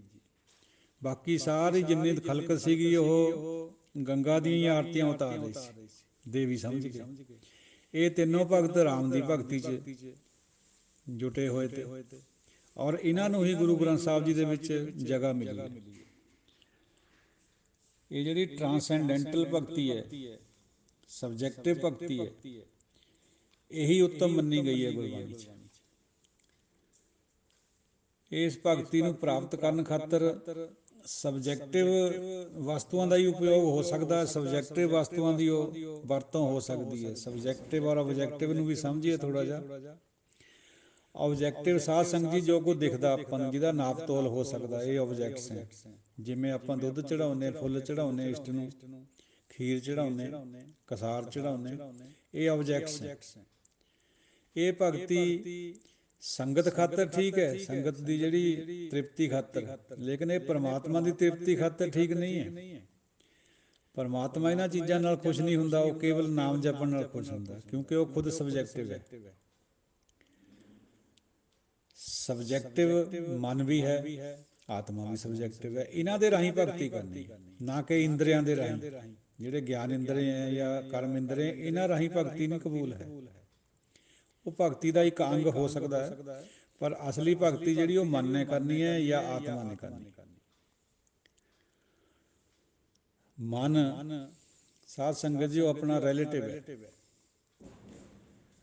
ਬਾਕੀ ਸਾਰੀ ਸ੍ਰਿਸ਼ਟੀ ਦੀ ਹਰ ਚੀਜ਼ ਰਿਲੇਟਿਵ ਹੈ। ਜਿਵੇਂ ਆਈਨਸਟਾਈਨ ਦੀ ਥਿਊਰੀ ਹੈ ਨਾ, ਥਿਊਰੀ ਆਫ ਰਿਲੇਟਿਵਿਟੀ, ਵੀ ਹਰ ਇੱਕ ਸ਼ੈ ਇੱਕ ਦੂਜੇ ਦੇ ਰਿਲੇਸ਼ਨ ਵਿੱਚ ਹੈ, ਆਪਣੇ ਆਪੇ ਤੋਂ ਨਹੀਂ ਹੈ, ਐਬਸੋਲਿਊਟ ਨਹੀਂ ਹੈ, ਪਰਫੈਕਟ ਨਹੀਂ ਹੈ। ਕਿਵੇਂ? ਆਈਨਸਟਾਈਨ ਤੋਂ ਪਹਿਲਾਂ ਸਾਇੰਸਦਾਨ ਮੰਨਦੇ ਸੀਗੇ ਵੀ ਟਾਈਮ ਐਂਡ ਸਪੇਸ ਇਹ ਨਾਨ ਰਿਲੇਟਿਵ ਹੈ, ਇਹ ਡਿਪੈਂਡ ਨਹੀਂ ਕਰਦੇ ਕਿਸੇ ਪਰ ਆਈਨਸਟਾਈਨ ਨੇ ਖੋਜ ਕਰ ਦਿੱਤੀ ਬਈ ਇਹ ਵੀ ਰਿਲੇਟਿਵ ਹੈ। ਰੋਸ਼ਨੀ ਹਾਲਾਂਕਿ ਸਿੱਧੀਆਂ ਲਾਈਨਾਂ ਦੇ ਵਿੱਚ ਚੱਲਦੀ ਹੈ, ਪਰ ਜਦੋਂ ਕਿਸੇ ਗ੍ਰਹਿ ਦੇ ਕੋਲ ਨੂੰ ਲੰਘਦੀ ਹੈ ਤਾਂ ਗ੍ਰਹਿ ਦੀ ਜਿਹੜੀ ਗੁਰੂਤਾ ਸ਼ਕਤੀ ਹੈ ਉਹਦੇ ਨਾਲ ਉਹ ਟਵਿਸਟ ਔਰ ਵਾਰਪ ਹੋ ਜਾਂਦੀ ਹੈ, ਯਾਨੀ ਟੇਢ ਖਾ ਜਾਂਦੀ ਹੈ, ਤਾਂ ਉਹ ਵੀ ਰਿਲੇਟਿਵ ਨਾ ਰਹੀ। ਸਪੇਸ ਵੀ ਰਿਲੇਟਿਵ ਨਹੀਂ ਹੈ, ਅਲੱਗ-ਅਲੱਗ ਐਂਗਲ ਤੋਂ ਦੇਖਣ ਨਾਲ ਫਰਕ ਪੈਂਦਾ। ਇਹ ਚੀਜ਼ਾਂ ਪ੍ਰੂਵ ਹੋ ਚੁੱਕੀਆਂ। ਭਗਤੀ ਜਿਹੜੀ ਹੈ, ਜਿਹੜੀ ਅਸਲੀ ਚੌਥੇ ਗੁਣ ਦੀ ਭਗਤੀ ਹੈ, ਉਹ ਨਾਨ ਰਿਲੇਟਿਵ ਹੈ। ਉਹਦਾ ਕਿਸੇ ਨਾਲ ਕੋਈ ਰਿਲੇਸ਼ਨ ਨਹੀਂ ਹੈ, ਉਹ ਐਬਸੋਲਿਊਟ ਹੈ। ਉਹਦੇ 'ਚ ਕਿਹੜੀ ਕਿਹੜੀ ਚੀਜ਼ ਆਉਂਦੀ ਹੈ? ਨਿਰਮਲ ਭਾਵ ਦਾ ਪੈਣਾ, ਬੈਰਾਗ ਦਾ ਉਤਪੰਨ ਹੋਣਾ, ਵਿਵੇਕ ਦਾ ਉਤਪੰਨ ਹੋਣਾ, ਨਾਮ ਪੈਦਾ ਹੋ ਜਾਣਾ ਅੰਦਰ। ਇਹ ਨਾਨ ਰਿਲੇਟਿਵ ਹੈ। ਨਾਨ ਰਿਲੇਟਿਵ ਦਾ ਮਤਲਬ ਹੈ ਜੇ ਤਵੀ ਪਰ ਵੀ ਬੈਠਾ ਕੋਈ ਮਹਾਂਪੁਰਸ਼ ਤਾਂ ਉਹਨੂੰ ਉੱਥੇ ਵੀ ਕੋਈ ਫਰਕ ਨਹੀਂ ਪੈ ਰਿਹਾ, ਉਹ ਰਿਲੇਸ਼ਨ 'ਚ ਨਹੀਂ ਹੈ ਵੀ ਉਹ ਡਰ ਜਾਏਗਾ ਉਸ ਤੋਂ। ਨਿਰਭਉ ਪੈਣਾ ਇਹੀ ਚੀਜ਼ ਹੁੰਦੀ ਹੈ। ਇਹ ਸਭ ਚੀਜ਼ਾਂ ਨਾਨ ਰਿਲੇਟਿਵ ਹੈ। ਬਾਕੀ ਹਰ ਇੱਕ ਦੁਨੀਆ ਦੀ ਸ਼ੈ ਹੈ ਜਿਹੜੀ ਉਹ ਰਿਲੇਟਿਵ ਹੈ। ਜਿਹੜੇ ਸੈਮੀ ਗੋਡਸ ਨੇ ਉਹ ਵੀ ਰਿਲੇਟਿਵ ਹੈ, ਸਮਾਂ ਸਥਾਨ ਦੇਖ ਕੇ ਉਹ ਵੀ ਬਦਲ ਜਾਂਦੇ। ਲੇਕਿਨ ਭਗਤ ਜਿਹੜਾ ਉਹਦੀ ਜਿਹੜੀ ਸੋਚ ਹੈ, ਜਿਹੜਾ ਅਸਲੀ ਭਗਤ ਹੁੰਦਾ ਨਿਰਗੁਣ ਦਾ ਵਾਸ਼ਕ, ਉਹ ਨਾਨ ਰਿਲੇਟਿਵ ਹੁੰਦਾ। ਉਹਨੂੰ ਦੁਨੀਆ ਜੋ ਮਰਜ਼ੀ ਕਹੀ ਜਾਵੇ ਵਿਚਲਿਤ ਨਹੀਂ ਹੁੰਦਾ, ਦੁੱਖ ਆ ਜਾਏ ਵਿਚਲਿਤ ਨਹੀਂ ਹੁੰਦਾ, ਸੁੱਖ ਆ ਜਾਵੇ ਤਾਂ ਵੀ ਵਿਚਲਿਤ ਨਹੀਂ ਹੁੰਦਾ। ਉਹਨੂੰ ਕਹਿੰਦੇ ਆ ਵੀ ਉਹ ਨਾਨ ਰਿਲੇਟਿਵ ਹੁੰਦਾ। ਆਮ ਬੰਦਾ ਦੁੱਖ ਆਉਣ ਨਾਲ ਜਦੇ ਡੋਲ ਜੂਗਾ, ਫਿਰ ਰੱਬ ਨੂੰ ਬਹੁਤ ਧਿਆਊਗਾ। ਇਸੇ ਕਰਕੇ ਸਾਧ ਸੰਗਤ ਜੋ ਜਿਹੜਾ ਰੱਬ ਦਾ ਨਾਂ ਹੈ ਇਹ ਵੀ ਰਿਲੇਟਿਵ ਹੈ। ਜਿਹੜਾ ਨਾਮ ਗੁਰਬਾਣੀ ਚ ਆਇਆ ਹੈ ਉਹ ਨਾਨ ਰਿਲੇਟਿਵ ਹੈ। ਇਹ ਦੋਹਾਂ ਦੇ ਵਿੱਚ ਇਸੇ ਕਰਕੇ ਅੰਤਰ ਹੈ। ਰੱਬ ਦਾ ਨਾਮ ਹਰ ਬੰਦੇ ਕੋਲ ਹੈ। ਜਦ ਵੀ ਭੀੜ ਪੈਂਦੀ ਹੈ ਬੰਦਾ ਜ਼ਿਆਦਾ ਜਪਦਾ, ਜਦ ਖੁਸ਼ੀਆਂ ਹੋ ਜਾਂਦੀਆਂ ਭੁੱਲੇ ਜਾਂਦਾ, ਫਿਰ ਗਾਜਿਆਂ ਬਾਜਿਆਂ 'ਚ ਬਿਲਕੁਲ ਹੀ ਰੱਬ ਨੂੰ ਭੁੱਲ ਜਾਂਦਾ। ਤੋ ਰਿਲੇਟਿਵ ਹੋ ਗਿਆ ਨਾ ਰੱਬ ਦਾ ਨਾਮ। ਜਿਹੜਾ ਨਾਮ ਹੈ, ਜਿਹੜਾ ਹਉਮੈ ਟੁੱਟ ਕੇ ਅੰਦਰ ਗੁਰੂ ਦੁਆਰਾ ਪੈਦਾ ਕਰਿਆ ਜਾਂਦਾ ਬੰਦੇ ਦੇ, ਮਹਾਂਪੁਰਸ਼ ਦੇ ਅੰਦਰ, ਉਹ ਨਾਨ ਰਿਲੇਟਿਵ ਹੈ। ਉਹ ਨਹੀਂ ਵੱਧਦਾ ਘਟਦਾ। ਖੁਸ਼ੀ ਆ ਜਾਏ ਤਾਂ ਵੀ ਕੋਈ ਫਰਕ ਨਹੀਂ ਪੈਂਦਾ ਭਗਤ ਨੂੰ, ਗਮੀ ਆ ਜਾਏ ਤਾਂ ਵੀ ਕੋਈ ਫਰਕ ਨਹੀਂ ਪੈਂਦਾ। ਉਹ ਨਾਨ ਰਿਲੇਟਿਵਿਟੀ ਕਹਾਉਂਦੀ ਹੈ। ਜਦ ਤੋਂ ਆਇਨਸਟਾਈਨ ਨੇ ਖੋਜਾਂ ਕਰ ਦਿੱਤੀਆਂ ਸਾਇੰਸ ਦੇ ਵਿੱਚ, ਧਾਰਮਿਕ ਨਜ਼ਰੀਆ ਹੀ ਸਾਇੰਸਦਾਨਾਂ ਦਾ ਬਦਲ ਗਿਆ ਬਿਲਕੁਲ ਵੀ। ਪਹਿਲਾਂ ਸਾਇੰਸਦਾਨ ਰੱਬ ਨੂੰ ਵੀ ਨਹੀਂ ਸੀ ਮੰਨਦੇ ਹੁੰਦੇ, ਲੇਕਿਨ ਹੁਣ ਰੱਬ ਦੇ ਵਿੱਚ ਗੂੜੀ ਆਸ਼ਾ ਕਰਦੇ। ਇਹ ਜਿਹੜੀ ਥਿਊਰੀ ਹੈ ਇਹ ਬਹੁਤ ਵਿਸ਼ਾਲ ਹੈ, ਜਿਹੜੀ ਆਇਨਸਟਾਈਨ ਦੀ। ਗਿਰ ਤਰ ਜਲ ਜਵਾਲਾ ਪੈ ਰਾਖਿਓ, ਰਾਜਾ ਰਾਮ ਮਾਇਆ ਫੇਰੀ। ਬਾਬਾ ਨਾਮਦੇਵ ਜੀ ਦਾ ਬਚਨ ਹੈ। ਪ੍ਰਹਲਾਦ ਭਗਤ ਦੇ ਖਾਤਰ ਪਰਮਾਤਮਾ ਨੇ, ਰਾਜਾ ਰਾਮ ਨੇ ਮਾਇਆ ਦਾ ਸੁਭਾਅ ਬਦਲ ਕੇ ਰੱਖ ਦਿੱਤਾ। ਗਿਰ ਪਹਾੜ, ਤਰ ਜਾਂ ਆਪਣਾ ਦਰਖਤ, ਜਲ ਪਾਣੀ, ਜਵਾਲਾ ਅੱਗ। ਅੱਗ ਸਾੜ ਨਹੀਂ ਸਕੀ, ਪਾਣੀ ਡੋਬ ਨਹੀਂ ਸਕਿਆ, ਪਹਾੜ ਤੋਂ ਗਿਰ ਕੇ ਪ੍ਰਹਲਾਦ ਦਾ ਕੁਝ ਵਿਗੜ ਨਹੀਂ ਸਕਿਆ। ਮਾਇਆ ਦੇ ਤੱਤਾਂ ਦਾ ਸੁਭਾਅ ਬਦਲ ਕੇ ਰੱਖ ਦਿੱਤਾ। ਇਹ ਪਰਮਾਤਮਾ ਦੀ ਜਿਹੜੀ ਸ਼ਕਤੀ ਹੈ, ਯੋਗ ਮਾਇਆ ਕਹਿੰਦੇ ਇਹਨੂੰ ਆਪਾਂ, ਦੁਨੀਆ 'ਚ ਇਹਨੂੰ ਕਰਾਮਾਤ ਵੀ ਕਹਿ ਦਿੰਦੇ ਹਾਂ। ਭਾਵੇਂ ਕਿ ਜਿਹੜੇ ਬੁੱਧੀ ਵਾਲੇ ਲੋਕ ਆ ਉਹ ਕਰਾਮਾਤ ਨੂੰ ਮੰਨਦੇ ਨਹੀਂ, ਕੌਜ਼ ਐਂਡ ਇਫੈਕਟ ਨੂੰ ਲਾਗੂ ਕਰਦੇ ਆ। ਸਾਧ ਸੰਗਤ ਜੀ, ਉਹ ਕੌਜ਼ ਐਂਡ ਇਫੈਕਟ ਸੰਸਾਰੀ ਵਸਤੂਆਂ 'ਤੇ ਲਾਗੂ ਹੁੰਦਾ ਹੈ, ਕ੍ਰੀਏਸ਼ਨ 'ਤੇ ਲਾਗੂ ਹੁੰਦਾ ਹੈ, ਪਰਮਾਤਮਾ 'ਤੇ ਨਹੀਂ ਲਾਗੂ ਹੁੰਦਾ, ਨਾ ਹੀ ਚੌਥੇ ਪਦ ਵਾਲੇ ਮਹਾਂਪੁਰਸ਼ਾਂ 'ਤੇ ਲਾਗੂ ਹੁੰਦਾ।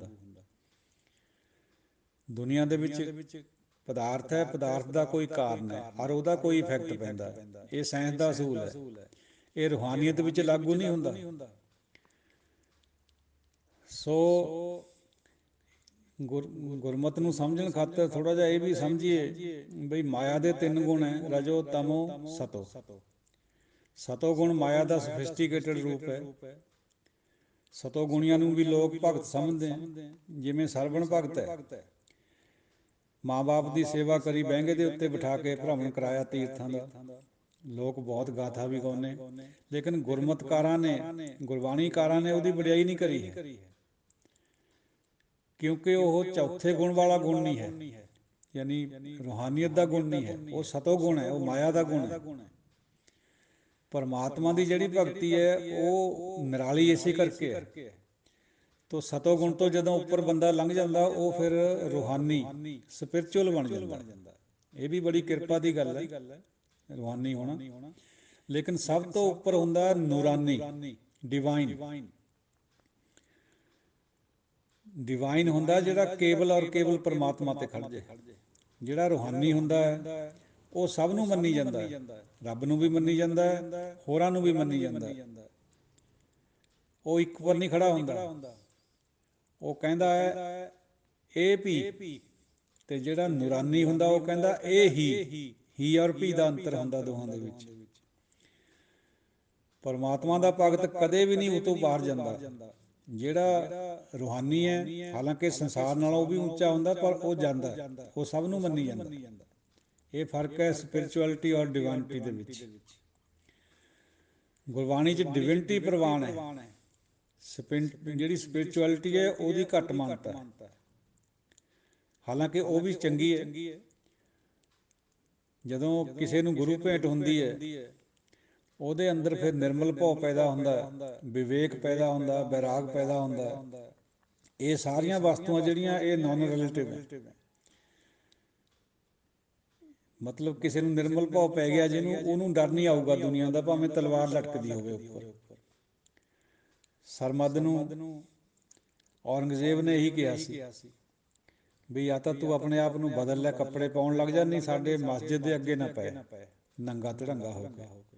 ਹੁਣ ਉਹ ਰੱਬ ਦਾ ਰੰਗਿਆ ਹੋਇਆ ਫਕੀਰ ਤਾ, ਉਹਨੂੰ ਫਰਕ ਹੀ ਨਹੀਂ ਥਾ ਪੈਂਦਾ ਔਰੰਗਜ਼ੇਬ ਰਾਜੇ ਦਾ, ਉਹਨੂੰ ਕੋਈ ਡਰ ਨਹੀਂ ਹੋਇਆ। ਸਗੋਂ ਔਰੰਗਜ਼ੇਬ ਦੇ ਮੂੰਹ 'ਤੇ ਉਹ ਗੱਲਾਂ ਕਹੀਆਂ, ਪੋਸ਼ਾਨਦ ਲਿਬਾਸ ਹਰ ਕਿਰਾ ਐਬੇ ਦੀਦ, ਬੇਐਬਾਂ ਰਾ ਲਿਬਾਸੇ ਉਰਿਆਨੀ ਦਾਤ। ਉਹ ਔਰੰਗਜ਼ੇਬ ਤੂੰ ਨੰਗਾ ਹੈ, ਆ ਤੂੰ ਮਖਮਲ ਵੱਲ ਨਾ ਦੇਖ ਆਪਣੀ ਵੱਲ, ਮੈਂ ਢਕਿਆ ਹੋਇਆ, ਮੈਂ ਦਰਗਾਹ ਦੀ ਗੱਲ ਕਰਦਾ, ਮੈਂ ਦੁਨੀਆਦਾਰੀ ਦੀ ਇੱਥੇ ਦੀ ਗੱਲ ਨਹੀਂ ਕਰਦਾ। ਔਰੰਗਜ਼ੇਬ ਹੋਰ ਚਿੜ ਗਿਆ ਵੀ ਇਹ ਮੈਂ ਰਾਜਾ ਹਾਂ, ਮੈਂ ਕੁਛ ਵੀ ਕਰਾ ਸਕਦਾ, ਇਹ ਡਰਦਾ ਹੀ ਨਹੀਂ ਮੇਰੇ ਤੋਂ, ਇਹ ਹੈ ਨਿਰਭਉ ਪੈਦਾ ਹੋਣਾ। ਔਰ ਸਾਧ ਸੰਗਤ ਜੀ, ਉਹ ਜਦੋਂ ਤਲਵਾਰ ਚੱਕੀ ਜਲਾਦ ਨੇ ਸਰਮਦ ਦੇ ਉੱਪਰ, ਸਰਮਦ ਨੇ ਉਹਦੇ ਪੈਰੀਂ ਹੱਥ ਲਗਾਤੇ, ਜਲਾਦ ਨੇ ਸਮਝਿਆ ਵੀ ਇਹ ਡਰ ਗਿਆ, ਔਰ ਇਹ ਕਿਹਾ ਪਿੱਛੇ ਹਟ ਕੇ ਵੀ ਸਰਮਦ ਤੂੰ ਮੇਰੇ ਪੈਰੀਂ ਹੱਥ ਨਾ ਲਾ, ਤੂੰ ਔਰੰਗਜ਼ੇਬ ਦੇ ਲਾ ਦੇ, ਉਹ ਤੈਨੂੰ ਤੇਰੀ ਜਾਨ ਬਖਸ਼ ਦੂਗਾ, ਮੈਨੂੰ ਤਾਂ ਉਹਦਾ ਹੁਕਮ ਹੈ, ਮੈਂ ਤਾਂ ਤਲਵਾਰ ਚਲਾਉਣੀ ਹੈ, ਵੀ ਮੈਂ ਥੋੜ੍ਹਾ ਚਿਰ ਅਟਕ ਜਾਂਦਾ, ਮੈਨੂੰ ਇਹ ਕਿਹਾ ਗਿਆ ਵੀ ਜੇ ਮੰਨ ਜਾਵੇ ਤਾਂ ਇਹਨੂੰ ਛੱਡ ਦਿਓ, ਵੀ ਦੇਖ ਲੈ ਤੈਨੂੰ ਮੈਂ ਉੱਥੇ ਪੇਸ਼ ਕਰ ਦਿੰਦਾ, ਤੂੰ ਔਰੰਗਜ਼ੇਬ ਨੂੰ ਕਹਿ ਦੇ ਵੀ ਮੈਂ ਕੱਪੜੇ ਪਾ ਲਿਆ ਕਰੂੰਗਾ। ਸਰਮਦ ਹੱਸ ਪਿਆ, ਕਹਿੰਦਾ ਜਲਾਦ ਜੀ ਤੁਹਾਨੂੰ ਗਲਤ ਫਹਿਮੀ ਹੋ ਗਈ, ਮੈਂ ਤੇਰੇ ਪੈਰੀਂ ਹੱਥ ਨਹੀਂ ਲਾ ਰਿਹਾ, ਫਿਰ ਕਿਹਦੇ ਲਾ ਰਿਹਾ? ਕਹਿੰਦਾ ਉਹ ਜਿਹੜਾ ਤੇਰੇ ਅੰਦਰ ਵੀ ਬੈਠਾ ਹੈ, ਮੇਰੇ ਅੰਦਰ ਵੀ ਉਹੀ ਹੈ, ਮੈਂ ਤਾਂ ਉਹਨੂੰ ਦੇਖ ਕੇ, ਉਹਦੇ ਰੂਪ ਦੇਖ ਕੇ ਹੈਰਾਨ ਹੋ ਰਿਹਾ ਵੀ ਮੇਰੇ ਅੰਦਰ ਵੀ, ਮੈਨੂੰ ਵੀ ਸ਼ਕਤੀ ਉਹੀ ਦੇ ਰਿਹਾ, ਤੇ ਇੱਧਰ ਤਲਵਾਰ ਵੀ ਫੜੀ ਉਹੀ ਖੜਾ, ਲੈ ਚਲਾ ਲੈ ਤਲਵਾਰ, ਔਰ ਚਲਾਈ ਗਰਦਨ ਦੇ ਉੱਤੇ, ਸ਼ਹੀਦ ਹੋ ਗਿਆ। ਇਹ ਹੈ ਨਿਰਭੈਤਾ, ਨਿਰਮਲ ਭਉ, ਇਹ ਨਾਨ ਰਿਲੇਟਿਵ ਹੁੰਦਾ, ਕੋਈ ਡਰ ਨਹੀਂ ਹੁੰਦਾ, ਜੋ ਮਰਜ਼ੀ ਹੁੰਦਾ ਰਹੇ, ਭਾਵੇਂ ਆਰਾ ਚੱਲੀ ਜਾਵੇ ਸਿਰ ਦੇ ਉੱਤੇ, ਚਾਹੇ ਦੇਗਾਂ 'ਚ ਵਾਲੇ ਖਾਧੇ ਆ ਸਿੰਘਾਂ ਨੇ, ਉਹ ਇਸੇ ਕਰਕੇ ਖਾਧੇ ਆ, ਇਹ ਨਾਨ ਰਿਲੇਟਿਵਿਟੀ ਦਾ ਸਿਧਾਂਤ ਹੈ, ਯਾਨੀ ਡਿਵਾਈਨ ਸਿਧਾਂਤ ਹੈ ਇਹ। ਇਹਨਾਂ ਨੂੰ ਸਮਝਣਾ ਹੀ ਔਖਾ, ਚੱਲਣਾ ਤਾਂ ਚਲੋ ਬਹੁਤ ਔਖਾ, ਇਹ ਤਾਂ ਗੁਰੂ ਮਿਹਰ ਹੋ ਜਾਏ, ਕਿਤੇ ਇਨਾਇਤ ਹੋ ਜਾਏ ਤਾਂ ਹੀ ਇਹ ਚੀਜ਼ਾਂ ਆਉਂਦੀਆਂ, ਨਹੀਂ ਕਿੱਥੇ ਆਉਂਦੀਆਂ, ਪਹਿਲਾਂ ਸਮਝ ਹੀ ਨਹੀਂ ਆਉਂਦੀ ਇਹਨਾਂ ਦੀ। ਹੁਣ ਸਾਧ ਸੰਗਤ ਜੀ, ਇਸ ਮਾਰਗ ਵਿੱਚ ਇੱਕ ਆਤਮਾ ਦਾ ਵੀ ਜ਼ਿਕਰ ਆਉਂਦਾ ਹੈ। ਮਨ ਦੇ ਜਿਹੜੇ 5 ਹਿੱਸੇ ਹੈ, ਗੁਰਬਾਣੀ ਨੇ ਆਤਮਾ ਨੂੰ ਉਹਦਾ ਇੱਕ ਹਿੱਸਾ ਮੰਨਿਆ, ਹਾਲਾਂਕਿ ਵੇਦ ਨਹੀਂ ਮੰਨਦੇ, ਵੇਦ ਇਹਨੂੰ ਦਿਵ ਮੰਨਦੇ ਆ ਔਰ ਐਬਸੋਲਿਊਟ ਮੰਨਦੇ ਆ, ਜਿਹੜੀ ਆਤਮਾ ਹੈ। ਗੁਰਬਾਣੀ ਦਾ ਥੋੜ੍ਹਾ ਜਿਹਾ ਨਜ਼ਰੀਆ ਉਲਟ ਹੈ ਇਹਨਾਂ ਤੋਂ। ਗੁਰਬਾਣੀਕਾਰ ਆਤਮਾ ਨੂੰ ਦਿਵ ਤਾਂ ਮੰਨਦੇ ਆ, ਬਾਕੀ ਸਰੀਰ ਹੈ ਜਿਹੜਾ ਉਹ ਦਿਵ ਨਹੀਂ ਹੈ, ਅੱਖ ਨੱਕ ਕੰਨ ਕੋਈ ਦਿਵ ਨਹੀਂ, ਆਤਮਾ ਦਿਵ ਹੈ, ਕਿਉਂਕਿ ਪਰਮਾਤਮਾ ਦੀ ਅੰਸ਼ ਹੈ, ਕਹੋ ਕਬੀਰੇ ਰਾਮ ਕੀ ਅੰਸ਼, ਪਰ ਇਹ ਨਿਰਲੇਪ ਨਹੀਂ ਹੈ। ਜਿਵੇਂ ਪਰਮਾਤਮਾ ਨਿਰਲੇਪ ਹੈ, ਨਾਨ ਰਿਲੇਟਿਵ ਹੈ, ਆਤਮਾ ਜਿਹੜੀ ਹੈ ਉਹ ਉਨੀ ਨਾਨ ਰਿਲੇਟਿਵ ਨਹੀਂ ਹੈ, ਇਹ ਇਨ ਬਿਟਵੀਨ ਹੈ। ਮਨ ਰਿਲੇਟਿਵ ਹੈ, ਮਨ ਘੜੀ 'ਚ ਡੋਲ ਜਾਂਦਾ, ਗਮੀਆਂ 'ਚ ਖੁਸ਼ੀਆਂ 'ਚ ਆ ਜਾਂਦਾ, ਜਿਹੜੀ ਆਤਮਾ ਇਹ ਕਾਫੀ ਹੱਦ ਤੱਕ ਘੱਟ ਹੈ, ਯਾਨੀ ਰਿਲੇਟਿਵਿਟੀ ਤੋਂ ਥੋੜ੍ਹੀ ਜਿਹੀ ਉੱਪਰ ਹੈ, ਨਾਨ ਰਿਲੇਟਿਵਿਟੀ ਤੋਂ ਥੋੜ੍ਹੀ ਜਿਹੀ ਹੇਠਾਂ ਹੈ, ਇਹ ਇਨ ਬਿਟਵੀਨ ਵਿਚਾਲੇ ਹੈ। ਇਹ ਵੀ ਨਾਮ ਰਸ ਪੀ ਕੇ ਐਬਸੋਲਿਊਟ ਬਣ ਜਾਂਦੀ ਹੈ ਜਦ ਇਹ ਪਰਮਾਤਮਾ ਦੇ ਵਿੱਚ ਮਿਲਦੀ ਹੈ। ਮੈਲੀ ਕਾਇਆ ਹੰਸ ਸਮੇਤ, ਇਸੇ ਕਰਕੇ ਕਬੀਰ ਜੀ ਦਾ ਵਚਨ ਹੈ, ਇਹ ਵੀ ਮੈਲੀ ਹੈ, ਜਿਹੜਾ ਹੰਸ ਹੈ ਸਾਡਾ ਆਤਮਾ, ਇਹ ਵੀ ਮੈਲੀ ਹੈ, ਕਿਉਂਕਿ ਇਹ ਜੁੜੀ ਹੋਈ ਹੈ ਇੰਦਰੀਆਂ ਨਾਲ ਔਰ ਮਨ ਨਾਲ, ਇੱਕ ਪਾਸੇ ਤੋਂ ਰੱਬ ਨਾਲ ਜੁੜੀ ਹੋਈ ਹੈ। ਤੋ ਇਹ ਜਿਹੜੀ ਮੈਲ ਹੈ, ਨਾਮ ਰਸ ਪੀ ਕੇ ਜਦੋਂ ਹਉਮੈ ਟੁੱਟਦੀ ਹੈ ਬੰਦੇ ਦੀ, ਫਿਰ ਇਹ ਪਵਿੱਤਰ ਹੋ ਜਾਂਦੀ ਹੈ। ਦਿਵ ਤਾਂ ਇਹ ਪਹਿਲਾਂ ਹੀ ਹੈਗੀ ਹੈ, ਕਿਉਂਕਿ ਉਹਦੀ ਅੰਸ਼ ਹੈ, ਪਰ ਨਿਰਲੇਪ ਉਦੋਂ ਬਣਦੀ ਹੈ ਜਦੋਂ ਇਹ ਪਰਮਾਤਮਾ ਦੇ ਵਿੱਚ ਮਿਲ ਜਾਵੇ। ਤੋ ਸਾਧ ਸੰਗਤ ਜੀ, ਇਹ ਜਿਹੜੀਆਂ ਸਬਜੈਕਟਿਵ ਚੀਜ਼ਾਂ ਹੈ, ਇਹਨਾਂ ਦੇ ਉੱਪਰ ਕੋਈ ਦੁਨੀਆ ਦਾ ਜਿਹੜਾ ਨਿਯਮ ਹੈ, ਸਾਇੰਸ ਦਾ, ਫਿਜ਼ਿਕਸ ਕੈਮਿਸਟਰੀ ਦਾ, ਬਾਇਓਲੋਜੀ ਦਾ, ਉਹ ਲਾਗੂ ਨਹੀਂ ਹੁੰਦਾ ਕਦੇ ਵੀ। ਇਹ ਬਿਲਕੁਲ ਆਪਣੇ ਆਪ 'ਚ ਹੈ, ਐਬਸੋਲਿਊਟ ਹੈ, ਪਰਫੈਕਟ ਹੈ। ਇਹਨਾਂ ਨੂੰ ਸਮਝਣਾ, ਗੁਰਮਤਿ ਨੂੰ ਸਮਝਣ ਖਾਤਰ ਬਹੁਤ ਜ਼ਰੂਰੀ ਹੈ। ਫਿਰ ਸਮਝ ਆਊਗੀ ਵੀ ਜਿਹੜੀਆਂ ਆਫਰਿੰਗਸ ਆਪਾਂ ਪੇਸ਼ ਕਰਦੇ ਹਾਂ ਕਿਸੇ ਇਸ਼ਟ ਦੇ ਸਾਹਮਣੇ, ਬਈ ਉਹਨਾਂ ਦੇ ਨਾਲ ਇਹ ਜਿਹੜੀ ਟਰਾਂਸੈਂਡੈਂਟਲ ਭਗਤੀ ਹੈ, ਸਬਜੈਕਟਿਵ ਭਗਤੀ ਹੈ, ਉਹ ਪੈਦਾ ਨਹੀਂ ਹੋ ਸਕਦੀ, ਕਿਉਂਕਿ ਉਹ ਆਬਜੈਕਟਸ ਹੈ, ਵਸਤੂਆਂ ਹੈ। ਉਹ ਇਸ ਭਗਤੀ ਨੂੰ ਪੈਦਾ ਕਰਨ ਖਾਤਰ ਮਨ ਦੀ ਔਰ ਆਤਮਾ ਦੀ ਲੋੜ ਹੈ। ਮਨ ਹੈ ਜਿਹੜਾ, ਇਹ ਜੁੜਿਆ ਹੋਇਆ ਇੰਦਰੀਆਂ ਦੇ ਨਾਲ, ਇਹਦੇ 'ਚ ਰਸਨਾ ਦਾ ਔਰ ਕੰਨਾਂ ਦਾ ਬਹੁਤ ਮਹੱਤਵਪੂਰਨ ਯੋਗਦਾਨ ਹੈ। ਪਹਿਲੀ ਅਵਸਥਾ ਵਿੱਚ ਰਸਨਾ ਤੋਂ ਨਾਮ ਜਪਣਾ ਔਰ ਕੰਨਾਂ ਦੇ ਰਾਹੀਂ ਸੁਣਨੀ ਕਥਾ ਪਰਮਾਤਮਾ ਦੀ, ਨਾਮ ਸੁਣਨਾ, ਇਹ ਅਤਿਅੰਤ ਜ਼ਰੂਰੀ ਹੈ। ਇੱਥੋਂ ਸ਼ੁਰੂ ਹੁੰਦੀ ਹੈ ਇਹ ਭਗਤੀ, ਲੇਕਿਨ ਬਾਅਦ ਵਿੱਚ ਫਿਰ ਸਾਰਾ ਕੁਛ ਮਨ ਨੇ ਕਰਨਾ। ਜਦੋਂ ਮਨ ਨੇ ਇਹ ਅਵਸਥਾ ਪਰਪੱਕ ਕਰ ਦਿੱਤੀ, ਫਿਰ ਆਤਮਾ ਸ਼ਾਮਲ ਹੁੰਦੀ ਹੈ ਇਹਦੇ 'ਚ। ਆਤਮਾ ਵੈਸੇ ਕੈਟਾਲਿਸਟ ਮੰਨਦੇ ਆ ਵੇਦ ਇਹਨੂੰ। ਕੈਟਾਲਿਸਟ ਹੁੰਦਾ ਸਾਧ ਸੰਗਤ ਜੀ ਜਿਹੜਾ ਜਦ ਦੋ ਚੀਜ਼ਾਂ ਦਾ ਰਿਐਕਸ਼ਨ ਹੁੰਦਾ ਆਪਸ ਵਿੱਚ,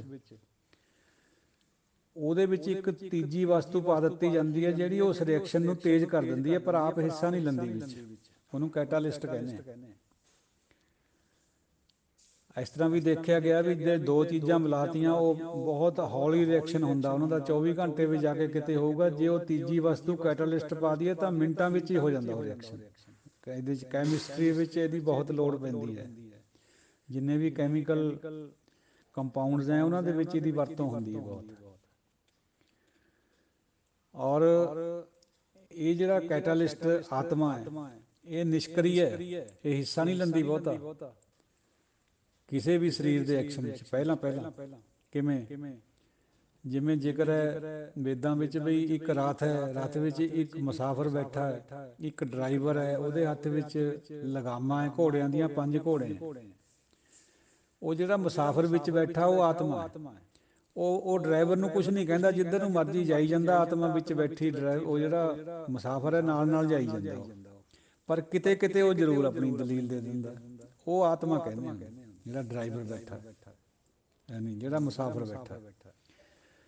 ਉਹ ਫਿਰ ਕਦੋਂ ਹਿੱਸਾ ਲੈਂਦੀ ਆਤਮਾ ਇਹ ਸਾਰੇ ਸਿਲਸਿਲੇ 'ਚ ਭਗਤੀ ਦੇ 'ਚ? ਜਦੋਂ ਮਨ ਮਰ ਜਾਂਦਾ ਹੈ, ਯਾਨੀ ਮਨ ਦੇ ਜਿਹੜੇ ਫੁਰ ਨੇ ਉਹ ਖਤਮ ਹੋ ਜਾਂਦੇ ਆ, ਫਿਰ ਆਤਮਾ ਉਹ ਨਾਮ ਰਸ ਪੀਣ ਲੱਗ ਜਾਂਦੀ ਹੈ ਜਿਹੜਾ ਮਨ ਨੇ ਪੈਦਾ ਕਰਿਆ ਵਾ ਹੁੰਦਾ ਆਪਣੇ ਹਿਰਦੇ ਦੇ ਵਿੱਚ, ਸੁਰਤੀ ਦੇ ਰਾਹੀਂ, ਸ਼ਬਦ ਨਾਲ ਜੁੜ ਕੇ। ਉਹ ਨਾਮ ਰਸ ਪੀ ਕੇ ਆਤਮਾ ਉਦੋਂ ਐਕਸ਼ਨ 'ਚ ਆਉਂਦੀ ਹੈ, ਫਿਰ ਇਹ ਪਰਮਾਤਮਮਈ ਹੁੰਦੀ ਹੈ। तो जितने भी सत्संग जो नॉन रिलेटिव एक्शंस हैं या थॉट्स हैं या क्रियावां हैं वो सारियां परमात्ममई हो जाएंगी। आत्ममई तो भी अगली स्टेज है परमात्ममई होना। बहुत सारे चिंतक प्रचारक जिमें ओशो होया वो आत्मा तक की दौड़ लगाने ज़्यादा। महात्मा बुद्ध जी ने भी आत्मा तक की दौड़ लगाई, परमात्मा ਨੂੰ ਉਹ ਮੰਨਦੇ ਨਹੀਂ ਸੀ। इसी करके गुरबाणी च उन्हां दी कोई वडियाई नहीं आई। गुरबाणी च वडियाई उन्हां दी आई है, भावें सारी उम्र कुकर्मां च बीती है, लेकिन पिछली उम्र च वो मन बदल गया उन्हां दा। जिवें गणका होई, जामल होए, वाल्मीकि जी हो, उन्हां दी महिमा बहुत गाई है गुरबाणीकारां ने। किसे टाइम ते जाके वो बदल गए। जिन्ना चिर आत्मा तक का सफ़र रहा ਉਹਦੀ ਵਡਿਆਈ ਗੁਰਬਾਣੀਕਾਰਾਂ ਨੇ नहीं करी है। तो साध संगत जी विचारां थोड़े जिहियां ਡੂੰਘੀਆਂ ਹੈ, ਪਰ ਜਦੋਂ ਗੁਰਬਾਣੀ ਪੜ੍ਹਨੀ ਹੈ ਤਾਂ ਇਹ ਗੱਲਾਂ ਵਿੱਚ ਆਉਂਦੀਆਂ, ਉਹਨੂੰ ਸਮਝਣਾ ਪੈਂਦਾ ਬਾਰ-ਬਾਰ, ਤਾਂ ਹੀ ਸਮਝ ਆਉਂਦੀ ਹੈ, ਨਹੀਂ ਤਾਂ ਸਮਝ ਹੀ ਨਹੀਂ ਆਉਂਦੀ। ਫਿਰ ਜੇ ਸਮਝ ਆ ਜਾਏ ਤਾਂ ਉਹ ਚੀਜ਼ ਅੰਦਰ ਬੈਠ ਜਾਂਦੀ ਹੈ, ਫਿਰ ਭੁੱਲਦੀ ਕੋਈ ਨਹੀਂ ਮੁੜ ਕੇ। ਤਾਂ ਸਮਝ ਆਉਣ ਖਾਤਰ ਇੱਕ ਕੋਸ਼ਿਸ਼ ਉਪਰਾਲਾ ਗੁਰੂ ਵੱਲੋਂ ਕਰਵਾਇਆ ਗਿਆ ਹੈ। ਆਪਣੀ ਬੁੱਧੀ ਤਾਂ ਬਹੁਤ ਛੋਟੀ ਹੈ ਔਰ ਹੋਛੀ ਹੈ, ਇਹ ਇਹਨਾਂ ਚੀਜ਼ਾਂ ਨੂੰ ਕਿਆ ਸਮਝੇ। ਜੇ ਗੁਰੂ ਕਿਰਪਾ ਕਰਦਾ ਥੋੜ੍ਹੀ ਬਹੁਤੀ ਤਾਂ ਸਮਝ ਆਉਂਦੀ ਹੈ, ਅਦਰਵਾਈਜ਼ ਤਾਂ ਇਹਦੀ ਸਮਝ ਹੀ ਨਹੀਂ ਆਉਂਦੀ। ਇਸ ਕਰਕੇ ਸਾਧ ਸੰਗਤ ਜੀ ਇਹਨਾਂ ਚੀਜ਼ਾਂ ਨੂੰ ਜ਼ਰੂਰ ਗ੍ਰਹਿਣ ਕਰਨਾ ਬਣਦਾ ਹੈ, ਤਾਂ ਕਿ ਸਾਨੂੰ ਗੁਰਬਾਣੀ ਪੜ੍ਹੀ ਸੁਣੀ ਫਾਇਦਾ ਦੇਵੇ। ਮਹਿਜ ਅਸੀਂ ਰਟਨ ਨਾ ਕਰੀਏ ਕੇਵਲ ਗੁਰਬਾਣੀ ਦਾ। ਗੁਰਬਾਣੀ ਪੜ੍ਹਨਾ ਕਾਮ ਮਹਾਨਾ, ਮਹਾਨ ਕੰਮ ਹੈ ਗੁਰਬਾਣੀ ਪੜ੍ਹਨਾ, ਪਰ ਇਸ 'ਤੇ ਉਪਜੈ ਨਹੀਂ ਆਤਮ ਗਿਆਨ। ਇਹ ਕਿਸੇ ਅਦੀਬ ਨੇ ਕਿਹਾ ਵੀ ਆਤਮ ਗਿਆਨ ਪੜ੍ਹਨੇ ਨਾਲ ਨਹੀਂ ਕੇਵਲ ਪੈਦਾ ਹੋਣਾ, ਪੜ੍ਹ ਕੇ ਤਾਂ ਸਗੋਂ ਮੂਰਖ ਪੜ੍ਹ ਦੂਜਾ ਭਾਉ ਦਿਰੜਾਇਆ। ਅਸੀਂ ਪੜ੍ਹ ਕੇ ਹੋਰ ਦੂਜੇ ਭਾਉ ਨੂੰ ਆਪਣੇ ਅੰਦਰ ਮੈਲ ਲਾ ਲੈਂਦੇ ਹਾਂ। ਉਹ ਪੜ੍ਹਨੀ ਇਸੇ ਨਿਸ਼ਚੇ ਨਾਲ ਹੈ ਵੀ ਸਾਨੂੰ ਉਹ ਸੁਣਨਾ ਉਹਨੂੰ ਗੁਰਬਾਣੀ ਨੂੰ ਨਾਲ ਤਾਂ ਕਿ ਸਾਨੂੰ ਪਤਾ ਲੱਗ ਜਾਏ ਵੀ ਗੁਰਬਾਣੀ ਕਹਿੰਦੀ ਕੀ ਹੈ, ਅਸੀਂ ਉੱਕਣ ਕਰੀਏ, ਨਾ ਕਿ ਬਿਲਕੁਲ ਉਸ ਤੋਂ ਉਲਟ ਕਰੀਏ। ਪੜ੍ਹਨੀ ਹਰ ਵਕਤ ਹੈ, ਸੁਣਨੀ ਹਰ ਵਕਤ ਹੈ, ਜਪਣਾ ਹਰ ਵਕਤ ਹੈ, ਪਰ ਉਹਦਾ ਜਿਹੜਾ ਅੰਦਰਲਾ ਭਾਵ ਹੈ ਉਹ ਵੀ ਸਮਝੀਏ ਨਾਲ ਦੀ ਨਾਲ, ਕੇਵਲ ਰਸਮ ਬਣ ਕੇ ਨਾ ਰਹੇ। ਰਸਮ 'ਚੋਂ ਜਿਹੜਾ ਗੁਰਮਤਿ ਦਾ ਮਾਰਗ ਹੈ ਉਹ ਮੰਨਦਾ ਵੀ ਇਹਦੇ 'ਚੋਂ ਕੁਛ ਨਿਕਲਣ ਵਾਲਾ ਨਹੀਂ ਹੈ। ਇਹ ਤਾਂ ਫਿਰ ਖਾਲੀ ਜਿਹਨੂੰ ਫਿਰ ਵਿਦਵਾਨ ਲੋਕ ਰੈਪੀਟੀਸ਼ਨ ਕਹਿ ਦਿੰਦੇ ਆ ਜਾਂ ਤੋਤਾ ਰਟਨ ਵੀ ਕਹਿ ਦਿੰਦੇ, ਉਹ ਤਾਂ ਹੀ ਕਹਿੰਦੇ ਆ ਕਿਉਂਕਿ ਉਹਨਾਂ ਨੂੰ ਅਭਿਆਸ ਕੋਈ ਨਹੀਂ ਇਸ ਚੀਜ਼ ਦਾ, ਨਾਮ ਜਪਣ ਦਾ। ਉਹ ਕਹਿੰਦੇ ਵੀ ਇੱਕ ਦੋ ਵਾਰ ਪੜ੍ਹ ਲਈ, ਸੁਣ ਲਈ, ਚਲੋ ਅਰਥ ਆ ਗਏ, ਬਸ ਠੀਕ ਹੈ। ਨਹੀਂ, ਇਸ ਤਰ੍ਹਾਂ ਦਾ ਮਾਰਗ ਗੁਰਬਾਣੀ ਦਾ ਨਹੀਂ। ਇਹਦਾ ਬਾਰ-ਬਾਰ ਮਨ ਨੂੰ ਮਾਰ ਕੇ, ਮੈਂ ਨੂੰ ਮਾਰ ਕੇ ਕਰਨਾ, ਮੈਂ ਮਾਰਨ ਵਾਸਤੇ ਕਰਨਾ। ਕੇਵਲ ਚੜਾਵੇ ਨਾਲ ਨਹੀਂ ਇਹ ਭਗਤੀ ਹੋਣੀ। ਸਾਧ ਸੰਗਤ ਜੀਓ, ਸਿੱਧਾਂ ਦੇ ਨਾਲ ਜਿਹੜੀ ਗੁਰੂ ਨਾਨਕ ਪਾਤਸ਼ਾਹ ਦੀ ਵਾਰਤਾਲਾਪ ਹੋਈ ਹੈ ਸਿੱਧ ਗੋਸ਼ਟ, ਉਹਦੇ ਵਿੱਚ ਇਹ ਬਹੁਤ ਡਿਟੇਲ ਵਿੱਚ ਹੈ। ਸਿੱਧ ਕਿਉਂਕਿ ਪੜ੍ਹੇ ਲਿਖੇ ਪੁਰਸ਼ ਤੇ ਦੁਨੀਆ ਦੀ ਨਿਗਾਹ ਵਿੱਚ ਉਹ ਰੂਹਾਨੀ ਵੀ ਥੇ। ਹਾਲਾਂਕਿ ਗੁਰਮਤ ਉਹਨਾਂ ਨੂੰ ਰੂਹਾਨੀ ਨਹੀਂ ਮੰਨਦੀ। ਆਮ ਸੰਸਾਰ ਨਾਲੋਂ ਉੱਚੇ ਗਿਆਨਵਾਨ ਤਾਂ ਮੰਨਦੀ ਹੈ, ਲੇਕਿਨ ਉਹਨਾਂ ਨੂੰ ਨੂਰਾਨੀ ਤਾਂ ਬਿਲਕੁਲ ਹੀ ਨਹੀਂ ਮੰਨਦੀ ਗੁਰਮਤ। ਉਹਨਾਂ ਨੇ ਫਿਰ ਇਹ ਬਾਰ-ਬਾਰ ਬਾਬਾ ਜੀ ਨੂੰ ਸਵਾਲ ਕਰੇ ਬਈ ਮਨ ਕਿੱਥੇ ਰਹਿੰਦਾ ਹੈ, ਇਹ ਸਵਾਸ ਦਾ ਆਸਰਾ ਕੌਣ ਹੈ, ਕਿੱਥੇ ਹੈ, ਧੁਨੀ ਹੈ ਕਿ ਕਿਆ ਹੈ। ਇਹ ਸਾਰੀਆਂ ਵਿਚਾਰਾਂ ਸਿੱਧ ਗੋਸ਼ਟ ਵਿੱਚ। ਮਨ ਹਿਰਦੇ ਵਿੱਚ ਕਿਵੇਂ ਜਾਂਦਾ, ਕਿਵੇਂ ਪ੍ਰਾਪਤੀ ਹੁੰਦੀ ਹੈ, ਕਿਵੇਂ ਰਿੱਧੀਆਂ ਸਿੱਧੀਆਂ ਵਾਪਰਦੀਆਂ। ਉਹ ਖੁਦ ਵੀ ਉਹ ਸਿੱਧੀਆਂ ਕਰਦੇ ਸੀਗੇ। ਜਦੋਂ ਸ਼ਿਵਰਾਤ ਦੇ ਮੇਲੇ ਦੇ ਉੱਤੇ ਗੁਰੂ ਨਾਨਕ ਸਾਹਿਬ ਨਾਲ ਦੁਬਾਰਾ ਉਹਨਾਂ ਦੀ ਮੁਲਾਕਾਤ ਹੋਈ ਹੈ, ਬਹੁਤ ਸਿੱਧੀਆਂ ਕਰੀਆਂ ਉਹਨਾਂ ਨੇ। ਕਿਸੇ ਨੇ ਸੱਪ ਬਣ ਕੇ ਫੰਕਾਰੇ ਮਾਰੇ, ਕੋਈ ਪੰਛੀ ਬਣ ਕੇ ਉੱਪਰ ਉੜਿਆ, ਕੋਈ ਮਿਰਗਾਨੀ ਪਰ ਬੈਠ ਕੇ ਪਾਣੀ ਪਰ ਤੈਰਨ ਲੱਗ ਗਏ, ਕਿਸੇ ਨੇ ਸਿੰਘ ਸ਼ੇਰ ਬਣ ਕੇ ਝੰਗਿਆੜਾਂ ਮਾਰੀਆਂ ਉੱਚੀ ਉੱਚੀ ਡਰਾਉਣ ਖਾਤਰ ਗੁਰੂ ਨਾਨਕ ਪਾਤਸ਼ਾਹ ਨੇ। ਪਰ ਜਦ ਕੋਈ ਅਸਰ ਹੋਇਆ ਹੀ ਨਾ ਇਹਨਾਂ ਚੀਜ਼ਾਂ ਦਾ, ਇਹ ਝੂਠ ਮੋਠ ਹੁੰਦੀਆਂ ਜਿਹੜੀਆਂ ਸਿੱਧੀਆਂ ਹੁੰਦੀਆਂ, ਇਹ ਰੂਹਾਨੀ ਨਹੀਂ ਹੁੰਦੀਆਂ। ਅਸੀਂ ਸਮਝਦੇ ਇਹਨਾਂ ਨੂੰ ਵੀ ਬੜੀਆਂ ਸ਼ਕਤੀਆਂ ਹੈ। ਨਹੀਂ, ਇਹ ਤਾਂ ਰਿੱਧ ਸਿੱਧ ਆਵਰਾ ਸਾਧ ਹੈ। ਇਹ ਤਾਂ ਦੁਨੀਆਦਾਰੀ ਦੀਆਂ ਗੱਲਾਂ ਸਾਰੀਆਂ। ਜਦ ਨਾ ਕੋਈ ਅਸਰ ਹੋਇਆ, ਫੇਰ ਚਰਨ ਪਕੜੇ ਬਾਬੇ ਦੇ, ਫੇਰ ਕਿਹਾ ਵੀ ਧੰਨ ਨਾਨਕ ਤੇਰੀ ਵੱਡੀ ਕਮਾਈ। ਤੋ ਸਾਧ ਸੰਗਤ ਜੀ, ਉਹ ਵਿਚਾਰਾਂ ਕਰਦਿਆਂ ਕਾਫੀ ਸਮਾਂ ਵੀ ਲੱਗ ਗਿਆ, ਆਪ ਜੀ ਦਾ ਵੀ ਸਮਾਂ ਲਿਆ। ਕੋਈ ਅਪਸ਼ਬਦ ਦੀ ਖਿਮਾ ਬਖਸ਼ਿਓ, ਦਿਓ ਅਸੀਸ। ਵਾਹਿਗੁਰੂ ਜੀ ਕਾ ਖਾਲਸਾ, ਵਾਹਿਗੁਰੂ ਜੀ ਕੀ ਫਤਿਹ।